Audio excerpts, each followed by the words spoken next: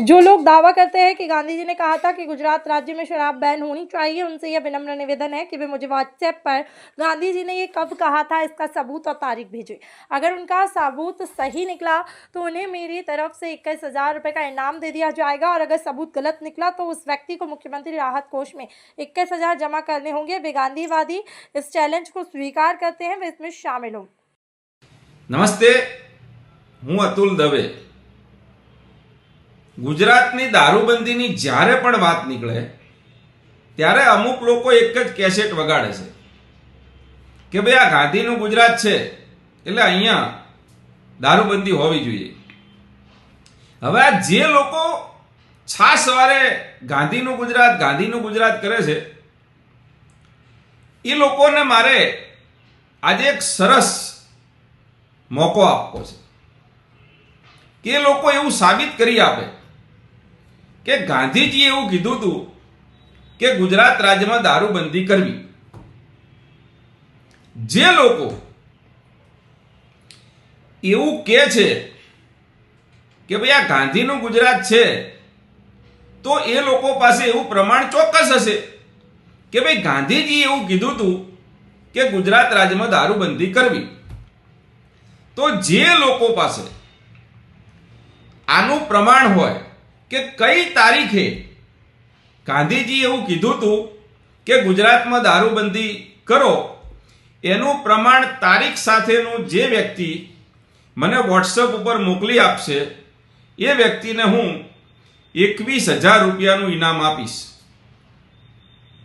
હા, પણ સાથે સાથે એ પણ છે કે એમને જે પ્રમાણ મોકલ્યું છે એ પુરાવાને જો અનુમોદન નહીં મળે અને એ પુરાવા સાચા નહીં હોય ઐતિહાસિક રીતે, કેમ કે આપણે તથ્યોના આધારિત જઈશું, તો આ લોકોએ સામા 21,000 રૂપિયા મને નથી આપવાના।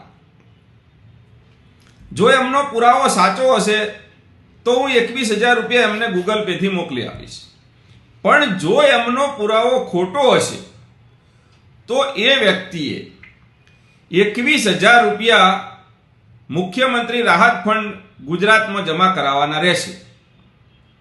આપણે એક જ વાત છે કે જો ગાંધીજી એવું કીધું હોય કે ગુજરાતમાં દારૂબંધી કરવી તો એનો તારીખ સાથેનો પુરાવો મને મોકલો, એટલે 21,000 રૂપિયા કમાઈ લો। અને જો તમે પુરાવો ખોટો મોકલશો અને મેસેજ કરશો તો 21,000 રૂપિયા મુખ્યમંત્રી રાહત ફંડમાં જમા કરાવવાની તૈયારી રાખજો। હવે તમે ગાંધીજીને માનો છો એટલે સાચું બોલશો એ તો હું માનું, એટલે તમે જો ખોટો પુરાવો મોકલશો અને સાબિત ખોટો થશે તો તમે સત્યવાદી છો એવું તો માની અને હું એવું ચોક્કસ આશ્વાસન લઈશ કે તમે 21,000 રૂપિયા મુખ્યમંત્રી રાહત ફંડમાં ચોક્કસ જમા કરાવશો। તો સીધી ને સટ વાત એક જ છે કે જે લોકો પાસે એવો કોઈ પુરાવો હોય કે ગુજરાત રાજ્યની અંદર દારૂબંધી કરવી એવું મહાત્મા ગાંધીજીએ આ તારીખે કીધું હતું, એનો તારીખ સાથેનો પુરાવો મને મોકલી આપે અને રૂપિયા 21,000નું ઇનામ મેળવે। અને જો પુરાવો ખોટો મોકલ્યો તો 21,000 રૂપિયા સીએમ રાહત ફંડમાં ફંડ આપવાની તૈયારી રાખજો।